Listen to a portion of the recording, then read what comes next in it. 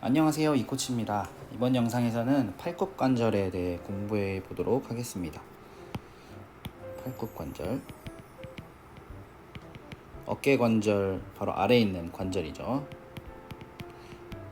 영어로는 엘보라고 알고 계신 관절입니다. 자, 팔굽관절은 구조상 안정성이 굉장히 높은 관절로 분류가 됩니다. 안정성이 굉장히 높은 관절로 분류가 되는데 그 이유는 뼈의 구조도 있고요. 뼈가 생긴 구조, 그리고 관절들을 둘러싸고 있는 두꺼운 관절 주머니 등이 있습니다.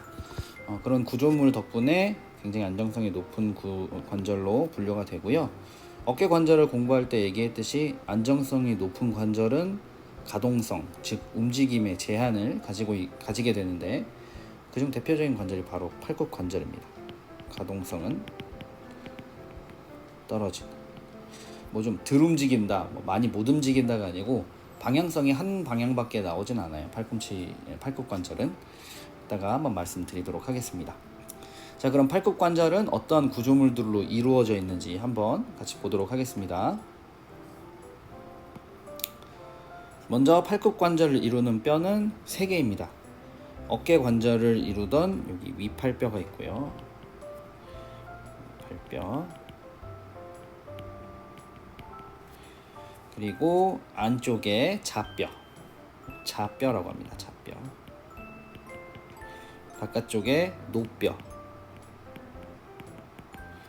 하고, 위팔뼈는 휴머러스, 좌뼈는 얼나,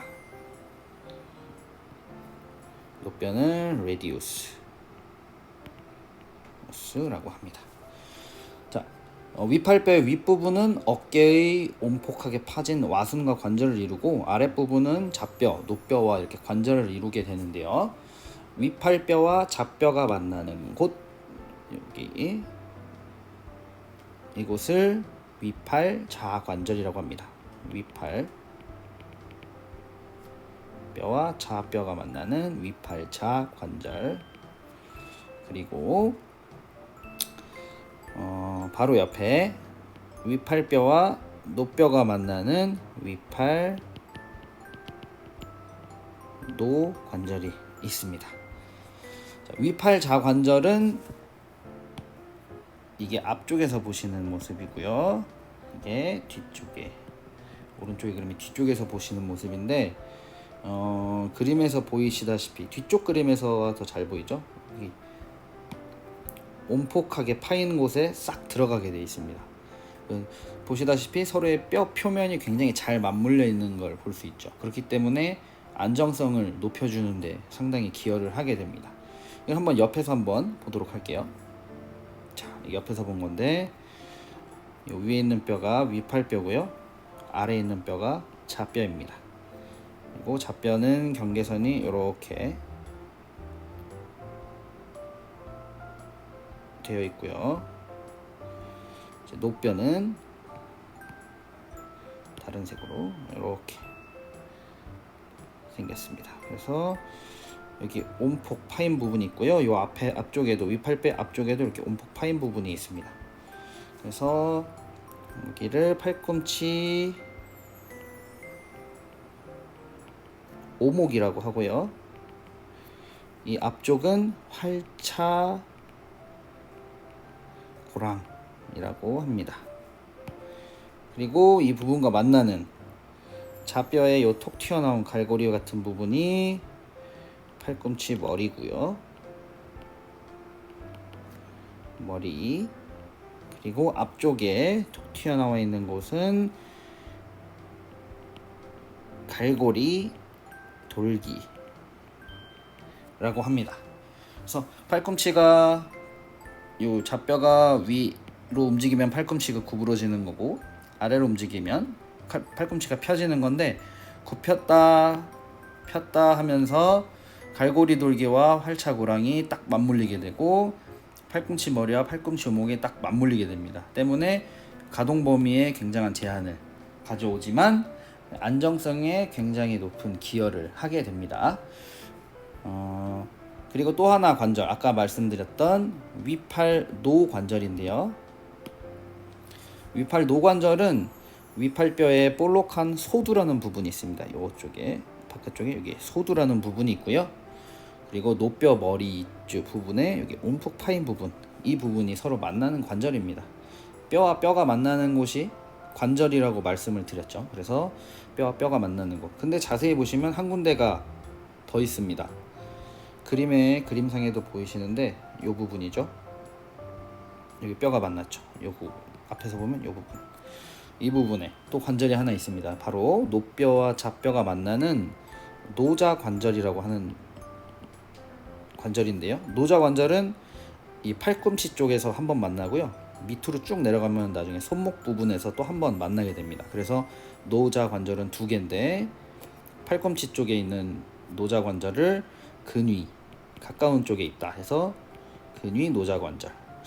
반대로 밑에 멀게 있는 손목 쪽에 있는 노자 관절은 원위 노자 관절이라고 원위 노자 관절이라고 이름이 붙어 있습니다. 자, 그러면 뼈들은 잘 살펴봤고 뼈들이 이루는 관절도 살펴봤는데 그럼 어떤 인대들이 팔굽 관절을 지지하고 있는지 한번 또 살펴보도록 하겠습니다. 짠. 좀 전에 보신 그림이랑 똑같은 그림인데 팔굽 관절은 인대 이전에 인대보다 조금 안쪽에 관절에 가깝게 관절 주머니가 3개의 관절을 단단하게 감싸고 있습니다. 그렇기 때문에 안정성에 높은 기여를 하고 있는데요. 그 관절 주머니가 먼저 어떻게 되어 있는지 한번 살펴볼게요. 앞쪽에서 본 모습입니다. 이것은 앞쪽, 뒤쪽, 아까 처음 그림과 똑같죠. 관절 주머니가 팔꿈치의 안쪽과 바깥쪽을 싸고요. 그 안에는 이제 다양한 방향의 섬유, 이쪽 섬유, 이쪽 섬유, 안쪽으로 들어오는 섬유, 가로로 있는 섬유, 그리고 전체적으로 덮어주고 있는 섬유. 이렇게 해서 앞쪽에서 안쪽 바깥쪽 할 거 없이 단단하게 붙잡고 있고요. 뒤쪽에서도 바깥쪽 안쪽 이렇게 붙잡고 있으면서 여기는 아까 말씀드렸던 팔꿈치 머리 부분을 중심으로 이렇게 관절 주머니를 형성하고 있습니다. 이렇게 1차적으로 관절과 가까운 곳에 관절 주머니가 위치하고 있고요. 이제 그 겉쪽으로 이제 인대들이 한 번 더 보강을 하게 되는데 바깥쪽 팔꿈치의 바깥쪽에서 본 모습부터 한번 볼게요. 바깥쪽 안쪽에 먼저 팔꿈치 위팔뼈의 양쪽에 랜드마크가 하나 있습니다. 여기를 가쪽 위 관절 융기라고 합니다. 영어로는 라테랄 에피 컨다일이라고 하고 관절 융기에서부터 부착되어 있는 인대가 이렇게 먼저 좌뼈 쪽으로 붙어 있고요. 하나는 노뼈의 머리 쪽으로 이렇게 붙어 있습니다. 붙어 있게 됩니다. 그래서 팔꿈치의 바깥쪽과 노뼈, 좌뼈를 서로 붙잡아주는 역할을 하게 되는데 이 인대의 이름을 노뼈 측부인대,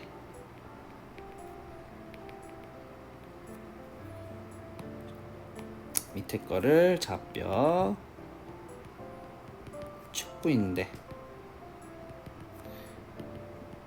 인대라고 하고 이 두 가지 인대를 묶어서 가쪽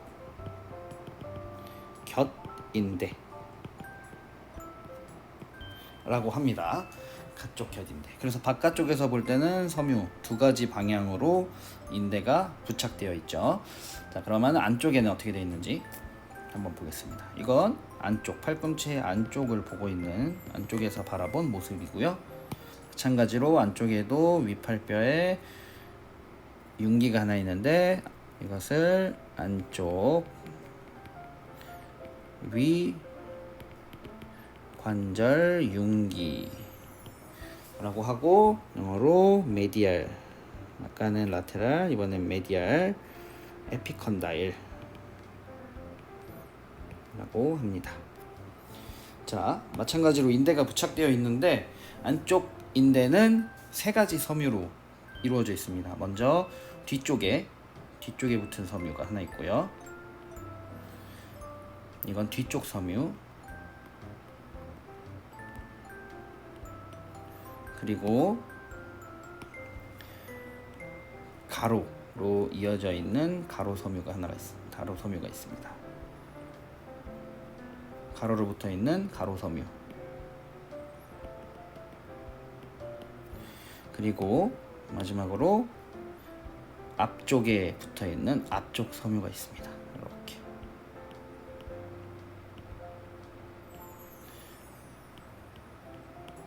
앞쪽 섬유. 그래서 앞쪽 섬유, 뒤쪽 섬유, 가로 섬유 세 개를 합쳐서 안쪽에 있는 인대다. 그래서 안쪽 곁 인대라고 부릅니다. 야구 선수들이 반복적으로 공을 던지면서 안쪽 곁인대 부상을 많이 당하게 되는데 그 중에 가장 많이 손상되는 섬유가 바로 이 앞쪽 섬유라고 알려져 있습니다. 그 이유는 이제 섬유의 방향성을 보시면 알 수 있는데요. 뒤쪽 섬유는 팔꿈치가 구부러질 때 스트레스를 많이 받게 되죠. 팔꿈치가 이렇게 펴져 있다가 구부러질 때 섬유의 방향이 늘어나면서 스트레스를 받게 됩니다. 그리고 가로 섬유는 팔꿈치가 펴져 있는 상태에서 외번 스트레스가 작용했을 때 늘어나면서 스트레스를 많이 받게 되고요. 앞쪽 섬유는 팔꿈치가 구부러져 있는 상태에서 외번 스트레스가 발생했을 때 늘어나면서 가장 많은 스트레스를 받게 됩니다. 근데 야구 선수들이 공을 던질 때 보면은 대부분 마지막 거와 같은 구부러져 있는 상태에서 외번 스트레스가 발생하게 되죠.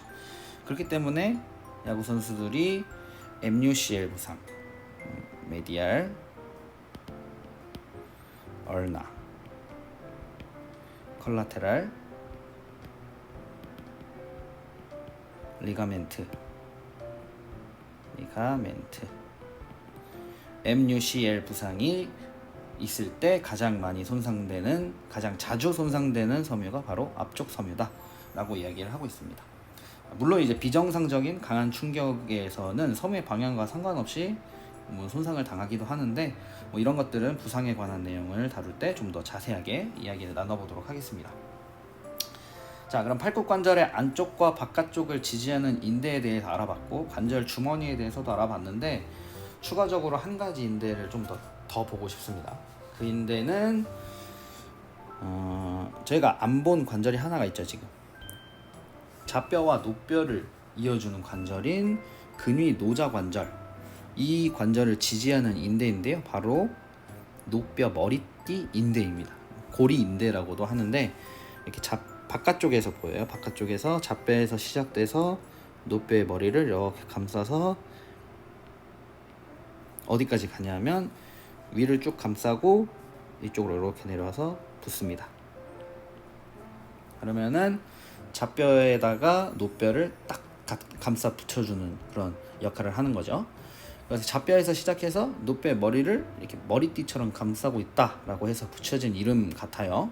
그래서 노뼈 머리띠 인대는 노뼈가 좌뼈를 이제 축으로 회전하려고 할 때 노뼈의 머리가 다른 곳으로 이탈하지 않도록 붙잡아주는 역할을 하게 되는 인대입니다. 추가적으로 한번 말씀을 드렸고요. 자, 그렇다면 이제 한번 복습을 해보도록 하겠습니다. 자, 팔굽관절을 이루는 뼈는 3개였죠. 위에 위팔뼈, 그리고 좌뼈, 바깥쪽에 노뼈, 이렇게 3가지가 있었고 이들이 이루는 관절은 총 3개였습니다. 위팔 자관절, 위팔 노관절, 그리고 근위부의 노자관절, 이렇게 3가지 관절이 있었고 물론 밑에는 원일부의 노자 관절도 있습니다. 그리고 팔굽 관절은 1차적으로 캡슐에 의해서 둘러싸이게 되는데, 캡슐은 뭐 섬유의 방향은 다르지만 여러 가지 섬유의 방향으로 앞쪽에서 지지하고 관절을 둘러싸고, 뒤쪽에서도 마찬가지로 안쪽과 바깥쪽을 둘러싸고 있다고 말씀을 드렸습니다. 그래서 1차적으로 관절의 안정화를 제공하고 있고요. 그 관절 주머니 위쪽으로 겉에 팔굽 관절의 바깥쪽 먼저 볼게요. 바깥쪽 중요한 부위인 가쪽 위 관절 융기가 있었고요. 그 융기를 기준으로 잡뼈에 붙은 잡뼈 측부인대, 그리고 노뼈 머리에 붙는 노뼈 측부인대가 있었고, 잡뼈에서 시작해서 노뼈 머리를 감싸는 고리인대 또는 잡뼈 머리띠인대, 노뼈 머리띠인대가 있었고, 안쪽에서 볼 때는 이 안쪽 위 관절 융기를 기준으로 뒤쪽 섬유, 그리고 가로 섬유, 그리고 야구 선수들이 많이 다친다고 했던 앞쪽 섬유가 이렇게 부착되어 있습니다. 자, 이렇게 해서 팔굽 관절의 기본적인 해부학 구조물들에 대해 공부해 봤는데요. 다음 영상에서 또 새로운 관절로 만나보도록 하겠습니다. 다들 열공하세요.